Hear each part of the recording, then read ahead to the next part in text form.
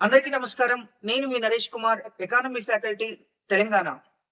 మనం ముఖ్యంగా భారతదేశ వ్యవసాయ రంగానికి సంబంధించి మరి భారతదేశంలో రైతులకు మద్దతు ధరలు ప్రవేశపెట్టాలని, వ్యవసాయ రంగంలో మద్దతు ధరలు ప్రవేశపెట్టాలని 1957లో అశోక్ మెహతా కమిటీ ప్రభుత్వానికి సూచన చేసింది.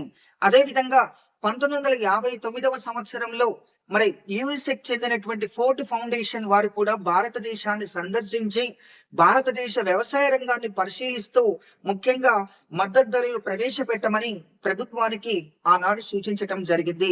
కానీ భారతదేశంలో ముఖ్యంగా వ్యవసాయ ధరలపైన నియమించబడినటువంటి ఎల్కే జా కమిటీ 1964 సంవత్సరంలో ఎల్కే జా కమిటీని వ్యవసాయ ధరలపైన నియమించడం జరిగింది.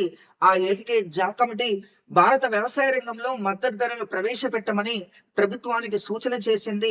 అలా ఆ కమిటీ సూచన మేరకు కేంద్ర ప్రభుత్వం 1965వ సంవత్సరంలో మరి వ్యవసాయ రంగంలో మద్దతు ధరలు ప్రవేశపెట్టడానికి ప్రత్యేకంగా ఏపీసీని ఏర్పాటు చేయడం జరిగింది. ఏపీసీ అంటే అగ్రికల్చర్ ప్రైస్ కమిషన్. అలా ప్రత్యేకంగా ముఖ్యంగా రైతులు పంటలు పండించడానికంటే ముందే, విత్తనాలు నాటడానికంటే ముందే ప్రభుత్వం ప్రకటించే కనీస గిట్టుబాటు ధరను మద్దతు ధరగా పిలుస్తారు. భారతదేశంలో 1965వ సంవత్సరంలో అటు ముఖ్యంగా వ్యవసాయ రంగంలో ఇటు రైతుల కొరకు, రైతులను ప్రోత్సహించడం కొరకు వ్యవసాయ రంగ అభివృద్ధి చర్యలలో భాగంగా మద్దతు ధరలు మరి ప్రకటించడానికి ఏపీసీ అనేటటువంటి సంస్థను ఏర్పాటు చేసి దీనిని 1985వ సంవత్సరంలో ప్రత్యేకంగా దీనిని సిఏసిపిగా పేరు మార్చారు. సిఏసిపి అని అంటే commission for agriculture cost and price గా దీన్ని మరి ఏర్పాటు చేయటం జరిగింది. అలా ఆ రోజు నుంచి ఈ రోజు వరకు వ్యవసాయ రంగంలో మద్దతు ధరలు ప్రకటించడానికి ప్రత్యేకమైనటువంటి ఒక సంస్థని ఏర్పాటు చేశారు. మొట్టమొదట ఏపీసీగా, ఆ తర్వాత సిఏసిపిగా ఏర్పాటు చేయటం జరిగింది. మరి భారతదేశంలో మరి మద్దతు ధరలు అనేటటువంటివి ప్రకటించటం జరుగుతుంది. మద్దతు ధరలు అనేటటువంటివి ఏ సమయంలో ప్రకటిస్తారు, ఏ నెలలో ప్రకటిస్తారు, సంవత్సరంలో ఎన్నిసార్లు ప్రకటిస్తారు అనేటటువంటిది కూడా మనం తెలుసుకోవాల్సినటువంటి అవసరం ఎంతైనా ఉంది. ముఖ్యంగా మీరు గమనించండి, భారతదేశంలో రైతులు పంటలు పండించడానికంటే ముందే, విత్తనాలు నాటడానికంటే ముందే ప్రభుత్వం ప్రకటించే కనీస గిట్టుబాటు ధరను మద్దతు ధరగా పిలుస్తారు. దీన్ని ఇంగ్లీష్ లో మినిమం సపోర్టింగ్ ప్రైజెస్ గా పిలవటం జరుగుతుంది. మరి కేంద్ర ప్రభుత్వం ప్రకటించినటువంటి మద్దతు ధరకు భారతదేశంలో ఉన్న ఏ వ్యాపారస్తులైనా సరే ఆ పంటను కొనుగోలు చేయవచ్చు. మద్దతు ధరకు కొనుగోలు చేయవచ్చు, మద్దతు ధర కంటే ఎక్కువగా కొనుగోలు చేయవచ్చు. కానీ మద్దతు ధర కంటే తక్కువ మాత్రం ఎట్టి పరిస్థితులలో కొనుగోలు చేయటానికి వీలు లేదు. మరి ఒకవేళ బయట ఏ ప్రైవేటు వ్యాపారస్తులు రైతులు పండించిన ఆహార ధాన్యాలను కొనుగోలు చేయకపోయినా ప్రభుత్వం ఎంత ధాన్యాన్నైనా, ఎంత ఉత్పత్తినైనా కొనుగోలు చేయటానికి ముందుకొస్తుంది. తాను ప్రకటించిన మద్దతు ధరకు కొనుగోలు చేయటానికి ముందుకొస్తుంది. మరి ప్రభుత్వం ప్రకటించిన కనీస గిట్టుబాటు ధర కంటే తక్కువ ధరకు ఎవరైనా వ్యాపారస్తులు కొనుగోలు చేయటానికి ప్రయత్నిస్తే వారిపైన కఠినమైన చట్టబద్ధమైన చర్యలు తీసుకోవటానికి అవకాశం ఉంటే ఆ ధరను చట్టబద్ధమైన మద్దతు ధర అంటారు.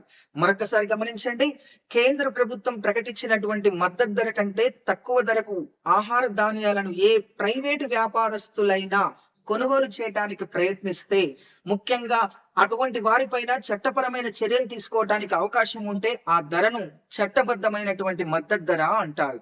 మరి భారతదేశంలో చట్టబద్ధమైన మద్దతు ధర ఏదైనా పంటకు ఉందా సార్ అని అంటే చెరకు పంటకు ఉంది.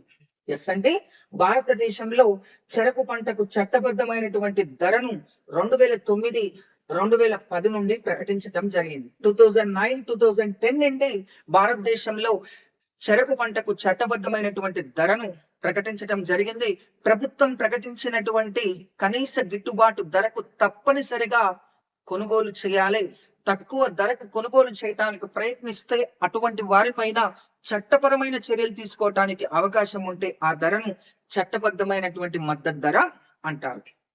మరి కేంద్ర ప్రభుత్వమే మద్దతు ధరలు ప్రకటిస్తుందా, రాష్ట్ర ప్రభుత్వం మద్దతు ధరలు ప్రకటించడానికి అవకాశం ఉందా అంటే కేంద్ర ప్రభుత్వం ప్రకటించిన మద్దతు ధరకు రాష్ట్ర ప్రభుత్వం మరికొంత మద్దతు ధరను కలిపినట్లయితే దానిని రాష్ట్ర ప్రభుత్వ మద్దతు ధర అంటారు.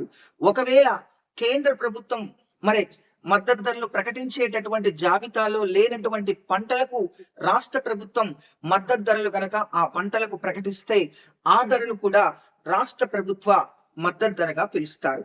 ఎస్ అంటే కేంద్ర ప్రభుత్వంతో పాటు రాష్ట్ర ప్రభుత్వం కూడా మద్దతు ధరలను ప్రకటిస్తుంది. కేంద్రం ప్రకటించేటటువంటి ధరకు మరికొంత ధరను కూడా రాష్ట్ర ప్రభుత్వం మరి యాడ్ చేయవచ్చు.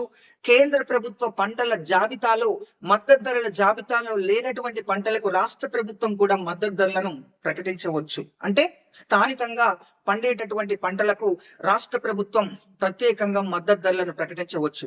సంయుక్త ఆంధ్రప్రదేశ్ లో 2008-2011 మధ్య కాలంలో 2008-2011 మధ్య కాలంలో ప్రత్యేకంగా కందులకు రాష్ట్ర ప్రభుత్వం మద్దతు ధరను మరి పూర్తి స్థాయిలో కొంత యాడ్ చేయటం కూడా జరిగింది. అంతేకాకుండా స్థానికంగా పండేటటువంటి పంటలకు ఉమ్మడి ఆంధ్రప్రదేశ్ లో ముఖ్యంగా మిరప, అరటి, మామిడి లాంటి పండ్లకు ముఖ్యంగా లాంటి పంటలకు మద్దతు ధరలను రాష్ట్ర ప్రభుత్వం కూడా ప్రకటించడం జరిగింది. మరి సాధారణంగా భారతదేశంలో 2007-2008 నాటికి 25 రకాల పంటలకు కేంద్ర ప్రభుత్వం మద్దతు ధరలను ప్రకటించేది. 25 రకాల పంటలకు కేంద్ర ప్రభుత్వం మద్దతు ధరలను ప్రకటించేది.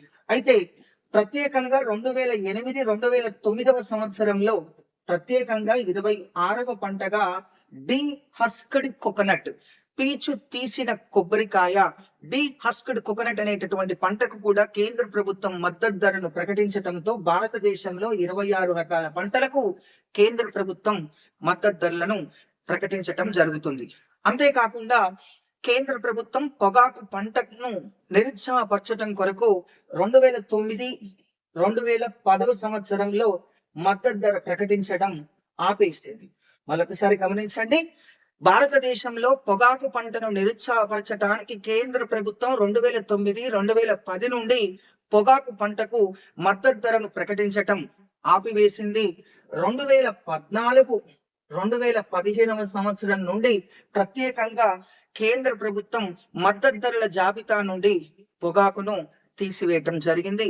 దాంతో 25 రకాల పంటలకు కేంద్ర ప్రభుత్వం మద్దతు ధరలను ప్రకటించడం జరుగుతుంది. మరి 25 రకాల పంటలు మరి మద్దతు ధరలు ముఖ్యంగా సంవత్సరంలో 2 సార్లు కేంద్ర ప్రభుత్వం మద్దతు ధరలను ప్రకటిస్తుంది.